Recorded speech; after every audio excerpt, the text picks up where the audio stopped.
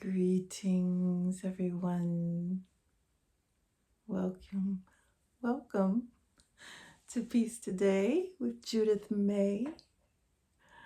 I'm so glad to be with you, and I thank you for being with me. I am, as always, excited to take a little time for us to spend together and chew on a little bit of this, a little bit of that. A lot going on right now. Today is January 12th, 2026.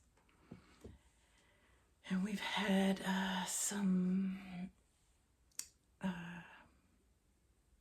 recent events that have definitely left me with a heavy heart.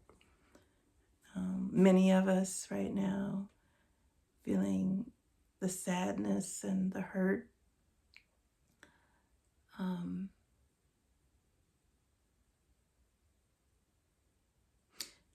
And what's coming up for me as I'm speaking of this is actually a time when I learned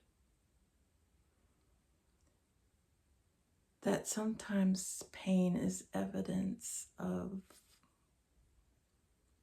profound love, deep, deep love.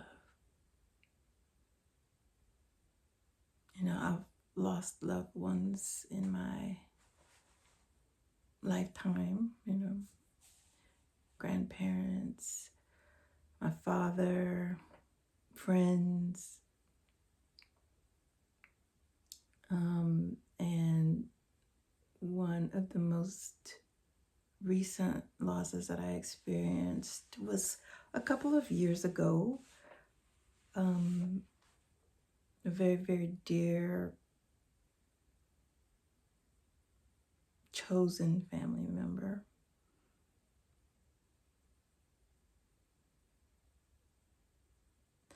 Who, pausing as I'm bringing him to mind, love him so much. And when I learned that he was no longer with us, unfortunately, his life ended in an act of gun violence.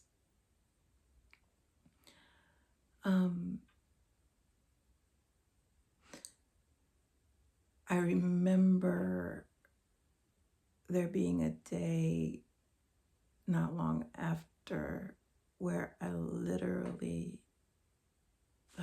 felt my heart just breaking. I literally felt it just being torn apart. Just like this ripping, this pain of my heart just unzipping right here. And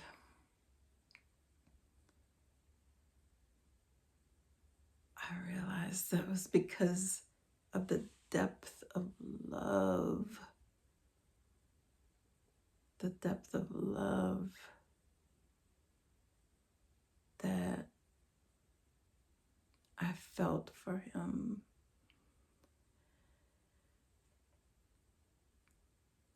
And so,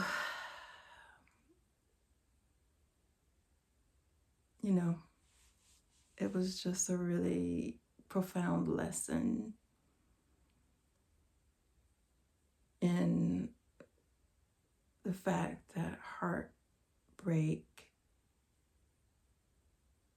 is pain that represents the deepest love that we can feel and experience for one another. And right now my heart breaks for people I don't even know, but you know, we're all one. We're all one. We're all one. And I can, I can feel other people's pain.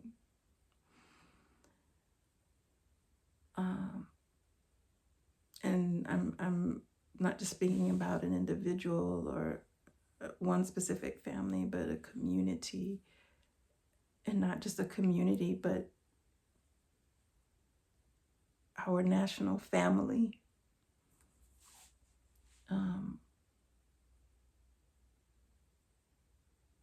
My heart breaks for this moment. And it's because of the love. It's the love that I feel for other human beings, the love that I feel for our national family, the love that I feel for our human family. And I have been praying a lot lately for all of us, for my immediate family, my mother, my daughter, my closest friends and family. I pray every day for them, and I also pray for our human family, the members of my community. If you just start with my immediate family at the center and just keep expanding layer by layer by layer until you get to the whole world. I love you all. I love everyone. That's just the nature of who I am. It's what we are commanded.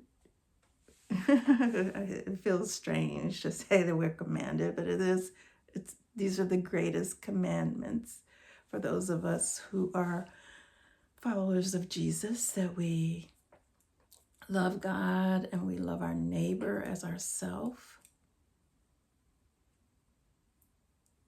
And I just invite everyone in this moment to turn the volume up on love. Turn the volume up on the love that you shine into the world. Just turn it up everywhere you go with everyone. I love having heard someone say not too long ago, just love the person right in front of you. Right? Just love the person right in front of you. That might be when you're standing in the kitchen talking to your child, or maybe your spouse, or maybe a parent, or maybe a neighbor. Or is it when you're at the grocery store, the cashier, or when you're at the fast food restaurant, the person taking your order, bringing you your food? When you're at a restaurant, the host or hostess, the people waiting on you, serving you. Be kind. That's what love is. Love is kind. Love is kind. We need to turn up the volume on our kindness everywhere we go. And everybody needs to turn up the volume on kindness, the kindness that we extend to everyone. Because we're all one. We're all one family. Love the neighbor. Love your neighbor as yourself, because your neighbor is yourself. We're all in this together. We have to cooperate. We have to learn to love. We have to learn to be kind and patient and forgiving, compassionate.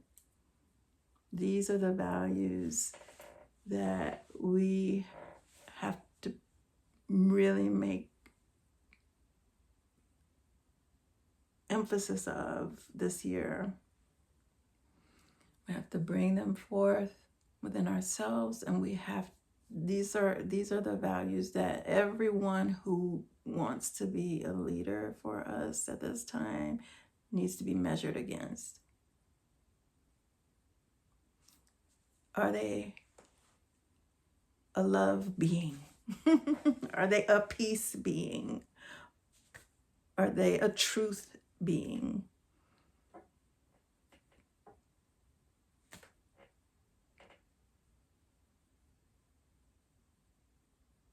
The light, the truth.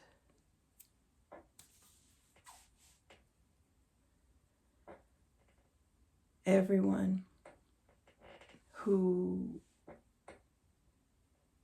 wants to be in a position of power needs to be a servant.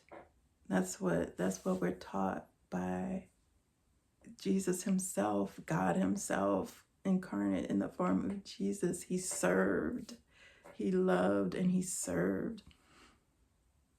He didn't want power over, but he is the most powerful. And he teaches us that the greatest commandments with all of the commandments, not just the 10, but the 600 and something, all of the commandments are summarized by these two: to love God and to love your neighbor. To love God and to love your neighbor. This is what anyone who desires to be in a position of servant leadership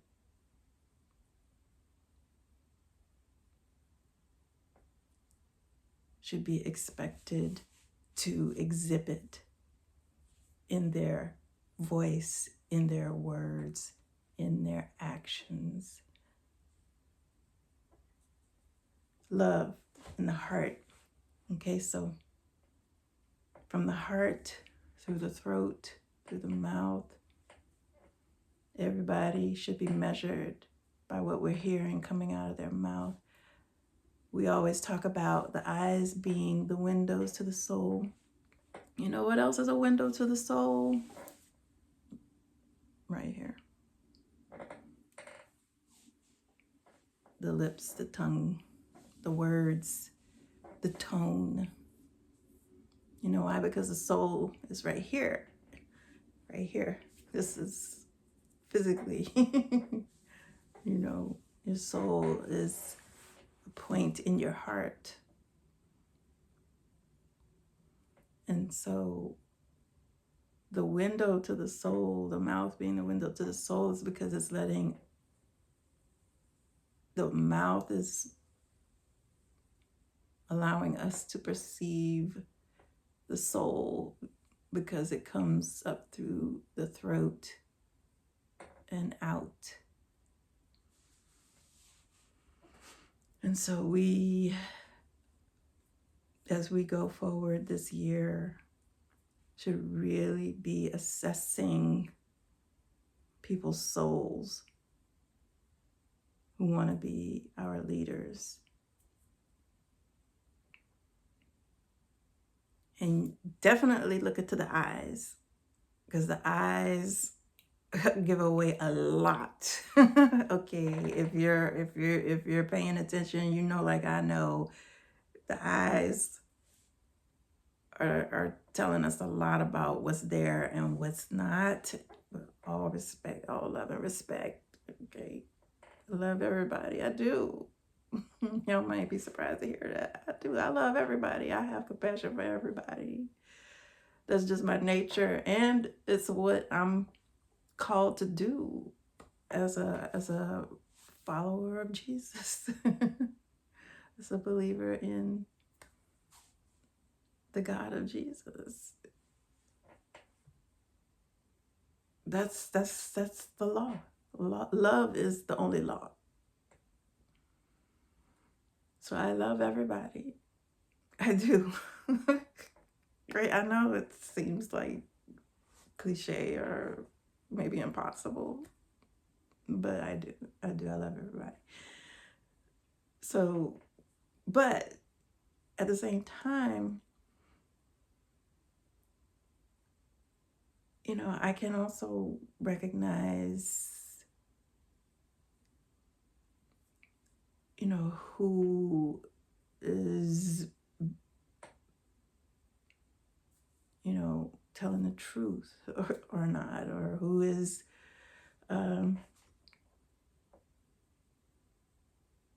best suited for a particular job or not, based on certain qualities and character.